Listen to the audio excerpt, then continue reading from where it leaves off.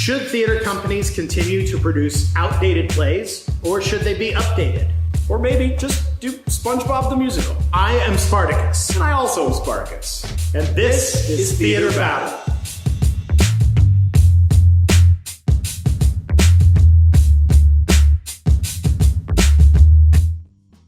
I'd like to welcome our special guest for the evening, Kamarie Chapman. Hi, Kamarie. Hi, friends. Yeah, I'm Kamarie Chapman. I am a 10-year senior lecturer at Western Washington University, a playwright and a film connoisseur.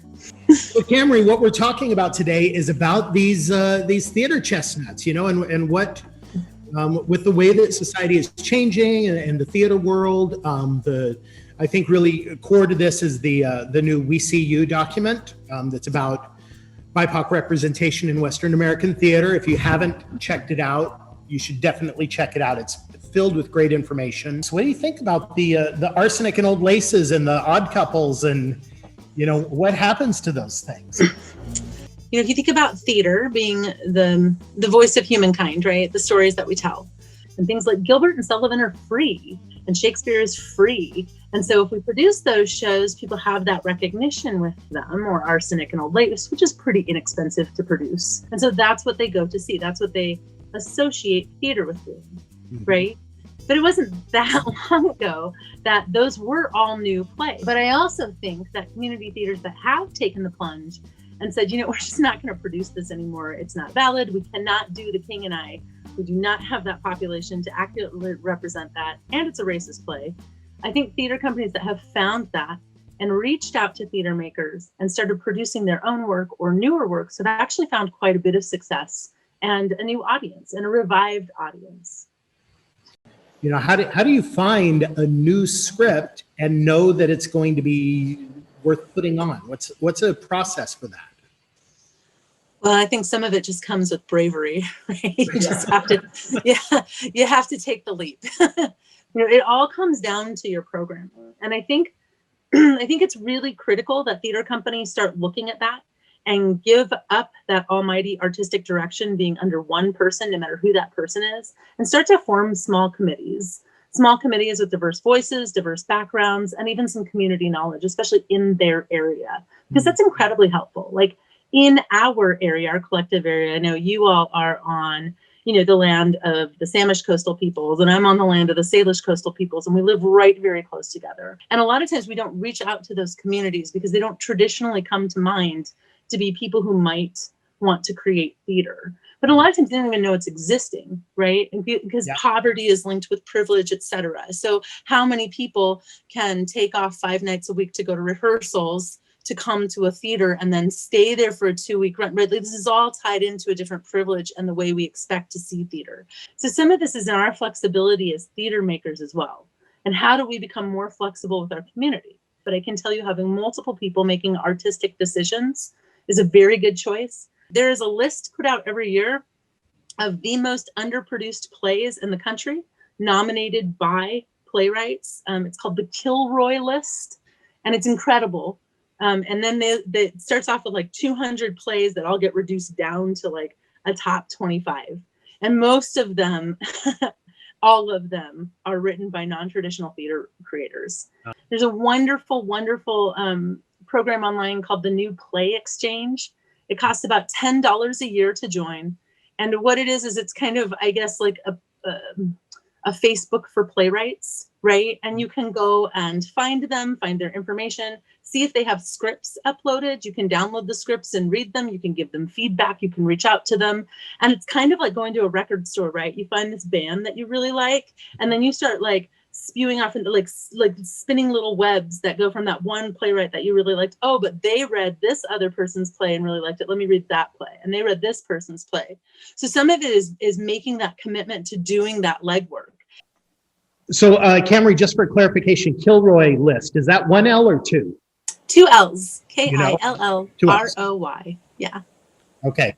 We will put that on a little graphic thing on the screen right now, so people know how to find it. Yeah, look at that, the magic of the internet. Thanks, Wade. Yeah, but let's say that you are a company that wants to do, maybe you're too afraid of the new plays, and you want to do the safe ones, so to speak. How much can you upgrade a text? How much? Because I know you're also a playwright and you're a big advocate for the playwrights' rights. Absolutely. Playwrights. One of my favorite examples to use is actually Noise is Off. When a play falls out of copyright, and even becomes, how do we say, iconic relic, like think of Chekhov, think of Shakespeare, like those big names, those names that have been around forever. Not only do I think it's our duty to adapt them and change them, I think it's the only way to preserve them, right? So we're already adapting it by putting humans that call themselves females on the stage and playing female roles, right? Like we're changing that already. So we may as well just like gut it, right? There's this incredible document that came out by a scholar, and I originally found it on this really great open source theater commons called Howl Round, which I'm sure, Scott, you're familiar with, and maybe you too, Joren. But Howl Round is a beautiful way to kind of keep in touch with modern theater makers. There was this great document that's constantly being updated by academics, and it's dismantling the anti-Black language in Shakespeare, right? There was a lot of anti-Black sentiment. You have to look at historically what was going on. Not only was there anti-Black sentiment, the entire European area was being torn by the Protestant and Catholic beliefs, right? And it was this time of change when we look at where Shakespeare started and how it finished. So there are things going on within the language, within the stories that just don't hold today. You know, they're racist, they're sexist, but it's Shakespeare. We have to produce it. Yes, Shakespeare helped create the vernacular of the English language. We all understand that, but that doesn't mean we have to produce it. And I think that if we start recognizing that we are already completely changing those works, that it's okay to recognize that maybe doing adaptations is a better choice anyway. Put those on the shelf. There's nothing wrong with acknowledging them, studying them. They are a scholarly thing that we need to understand where we've come from. There was an example, I can't remember, 4 or 5 years ago where Albee, they were doing Who's Afraid of Virginia Woolf, and they tried to cast a Black man as Nick, and the estate, Albee's estate, pushed back and canceled the show. And there might have been some other, the story became a little convoluted, so there might have been some other pieces in there. But I think that was at the basis of it. So what kinds of, does a theater company, does a director, does a producer, do they have any kind of control in those instances? Or do they have anything they can fall back on? Nope. If you get a cease and desist from the publication company, that means that there's still somebody in charge of that estate. There's still somebody in charge of the rights of those plays, and who is hellbent and determined to follow through with rules like that. In some cases, that can be really good, right? Like in some cases that can preserve the play, and it can work for both sides, right? Or for both ideas or multiple ideas. But in other times, it's not very good. Like you can also take Beckett's plays, right? Like everybody loves to do Waiting for Godot, but you cannot cast any women in that show. You can never cast women. I don't know why. I don't know how it would hurt it. I'm pretty sure you also can't cast anybody but white people. So why do it? If theater is going to keep moving forward, we have got to listen to the people, right? I mean, if you look at the entire world's population, the entire world, 36% of the population is either Black or Han Chinese, right? 11% is white or Caucasian or whatever you want to call that, Euro-Anglan, right? So why is American theater, which is not even all of the theater in the entire world, so hell-bent on this? And why is Western civilization the only place that you can seem to get a good theater education, right? Like the system runs way deeper than even just us three sitting here, 3 white people with our privilege talking about theater and how we need to change it, right? It's a deep, and that's why they call it systemic racism. It's built into the system, right? And we have to start flipping it. We have to change our perspective and open those gates, because otherwise theater will not be a viable form of entertainment anymore. Like plays that have these really heavy restrictions on who can be cast in them. Like if you can't update a play to stay current and modern with the times, the life gets choked out of it. Because there's these really old plays that have a ton of value in them, and then some sort of monster on top of it. Like there's a debt inside some of these plays you have to get rid of. And if you're not allowed to adapt them and change them to mine the value out of it, right? Because there are these old plays that have incredible value in them, And if you can mine and take that value out, and either that's by adapting that play or by understanding that play and finding that value someplace else, is another way of kind of taking these old plays and making them relevant again. Is you get these pieces that are the theater, right? They're great theater that will die, right? And if we stick with the dying theater as an industry, theater as a way of storytelling, will die along with it unless it chooses to update by doing new plays or update by adapting. Yeah. And I think that leads into one of the arguments for keeping these plays is that you touched on, Kamarie, is it contributes to our cultural literacy. There's value in these shows, but then do they become? Let's take the Mikado, for example. Something like that. Does it then just become a piece of theater that gets studied individually or gets taught in schools, but it doesn't get produced, or is that overshadowed by the reason why we shouldn't produce them anymore? Right. So I mean, it's a twofold answer, right? Yeah. We talk about Gilbert and Sullivan and study it because it's the origin of the operetta. Mm-hmm. Although, there probably were other cultures, other countries, other places where operetta was going on. Let's look at China, for example. Right. But we take that example and say that's our Western civilization understanding. And so we study this because we want you to understand operetta. But do we actually really need to study it? Right? Do we need to study something that was appropriated from another culture anyway? And then on top of it, racistly produced and has been continually produced in horrible practice since its inception. And I don't think we omit it. I think we talk about it. We call it what it is. This is Gilbert and Sullivan. This is what the music sounded like. This is where they stole their practices from. This is where they learned their practices from, whatever you want to say. I think when we're talking about people of privilege from Anglo-Saxon, Euro-Saxon, heritage, where definitely they were the colonizer, I think it's okay to say they stole. That's the worst, right? Like, a lot of people don't want to talk about the tradition of minstrel or blackface, and you got to talk about it. You got to show people what that looked like and what it was so that they can remember how horrifying that was and how wrong it was and see with their own eyes. But we have to do better. And, Maya Angelou says, once you know better, you have to do better. And we know better now. There's no way in the 21st century that we don't know better.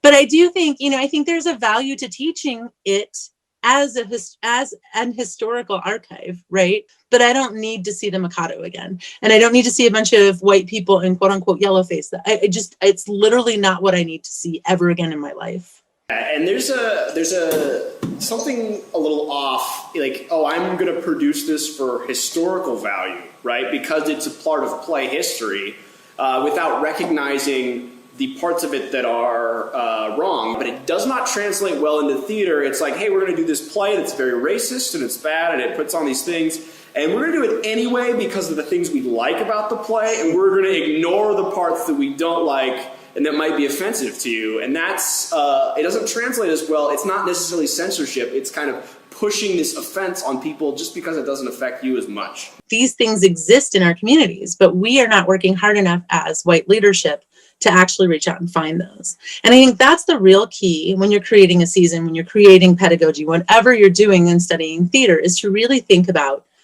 who is your community, like really step back and look at that. Who do you want to come and see your shows? Who do you want in your seats? Who do you want turning into your Zoom links? And what did they want to see? Maybe ask them. I know, it's wild. Like, why should we ask them? I think it's exactly what the We See You White American Theater demands have talked about. Like, and this just started in June of 2020, June of 2020, this all started.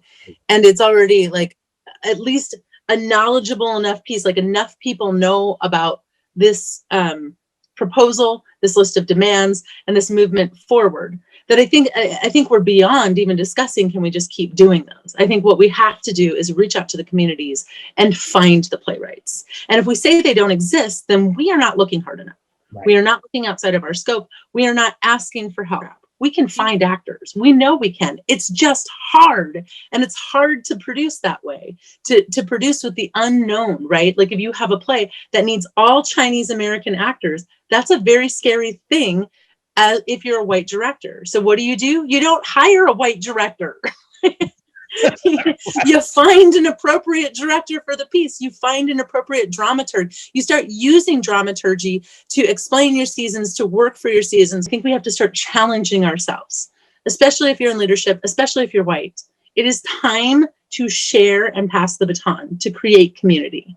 But at the community theater level, one of the big challenges is the pushbacks that I hear is, well, we can't do such and such a play because we don't have those actors coming into our space. They are not coming in and auditioning. And I think it's important as theater makers for us to realize that that's not an excuse. What that means is that we haven't done the work to invite those people and make them feel safe and make them feel welcome in our spaces. And so making sure that we know that it's an ongoing. Yeah. Well, and diversity is a virtuous cycle inherently. Like if you reach out to try and, like, you're casting a show that all has one ethnic group and you only have one of those actors and you need 10, and you do the work to get all 10 actors in those roles, right? You've done that correctly. And then the next time you have to cast that show, 6 or 7 of those actors are going to be available and come back. All of a sudden your talent pool has grown, right? And your opinion pool and your audience all have grown, right? It is inherently the healthiest way to do theater is a diversity-focused theater. And when you do that, you start to collect directors, you start to collect actors, and you start to knit a community that sees each other from a larger perspective. Absolutely. Well, and there's value as theater practitioners to know when you're not the right person. There's different kinds of theater, but I'm talking in the scope of academic theater and community theater.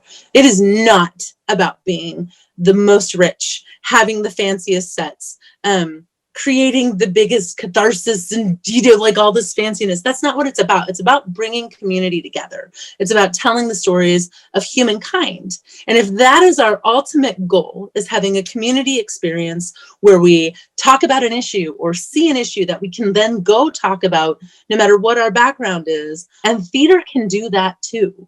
It's just we do it in a different way. We do it when people get to be live with each other. I do think there are a huge group of new creators and artists and collaborators that we could be reaching out to. I think we can start looking at our programs and what we're offering and what we're creating. Maybe we just need an audience who cares about the story, actors who care about the story and feel like they're being represented, and the right director.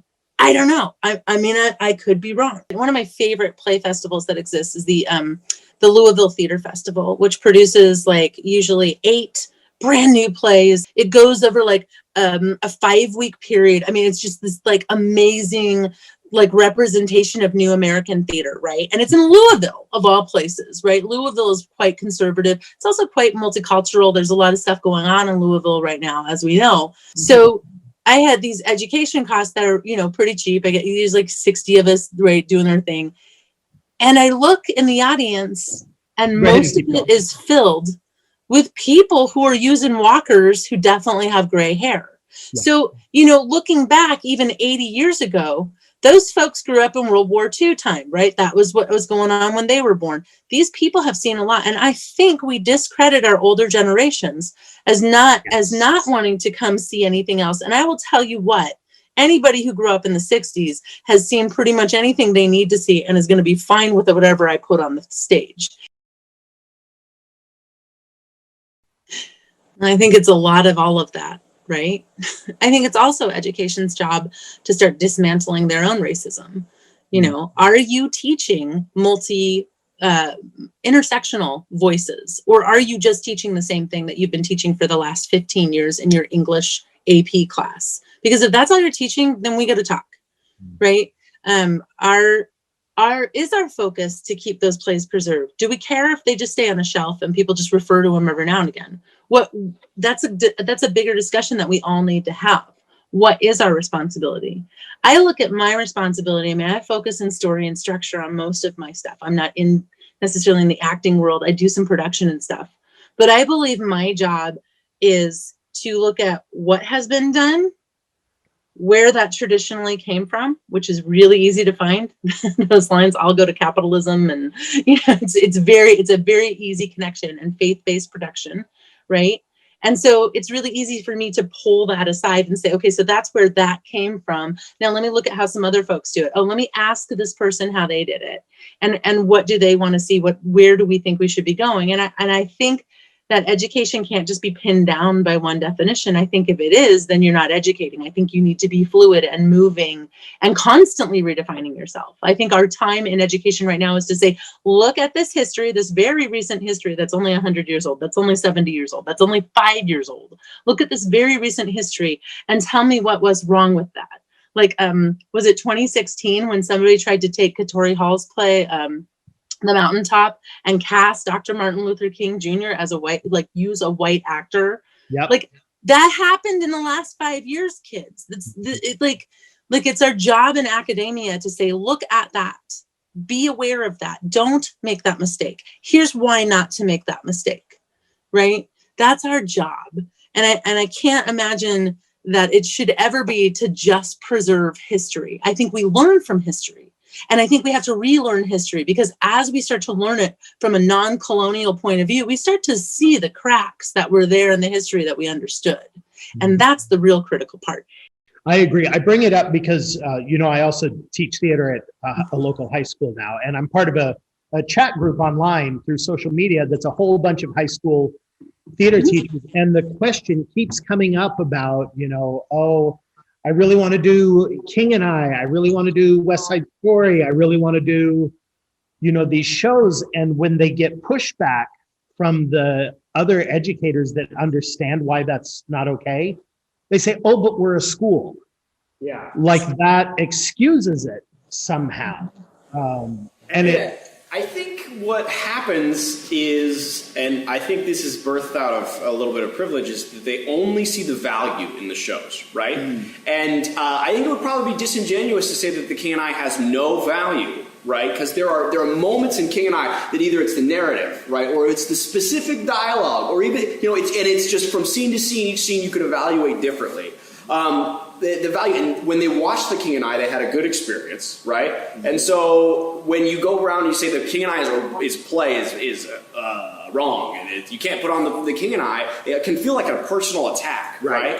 And so then they don't understand, but what they're only seeing it from a very small perspective, and so.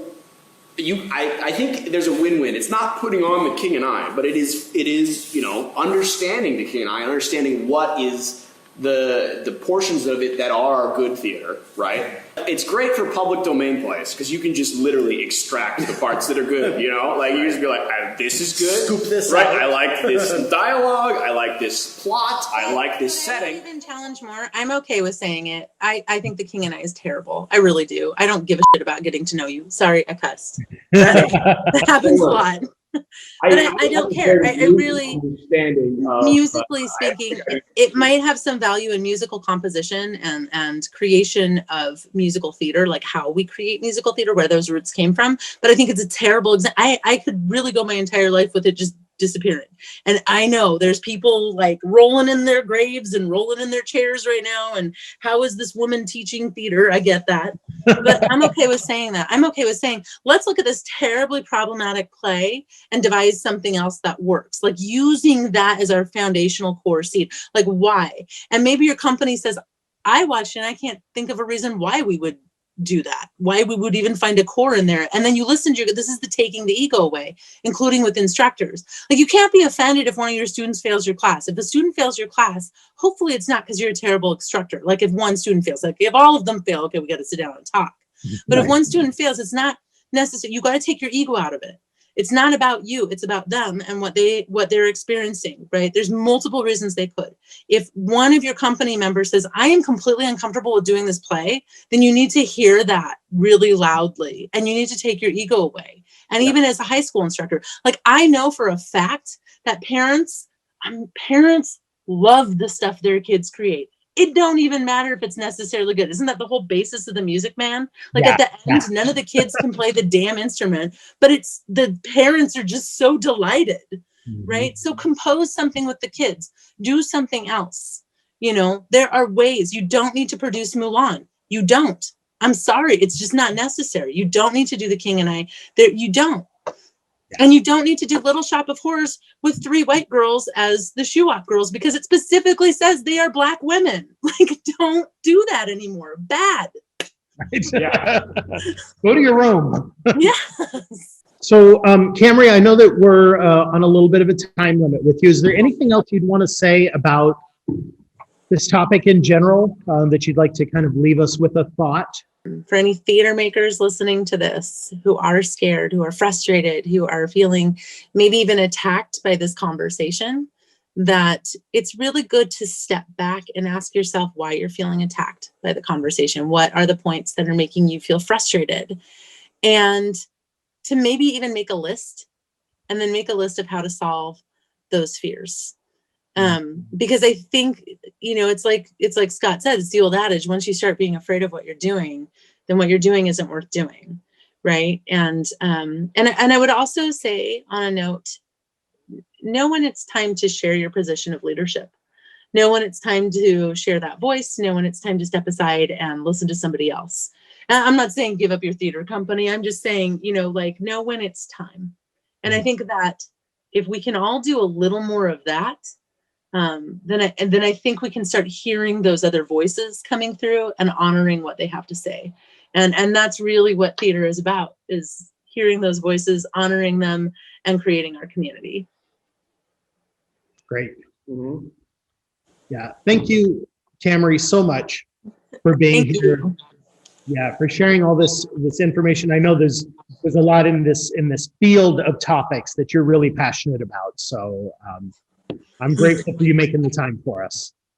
Absolutely. So, thanks for doing it. I think it'll be a great podcast, and I hope that it helps some people hear some things and gives people hope.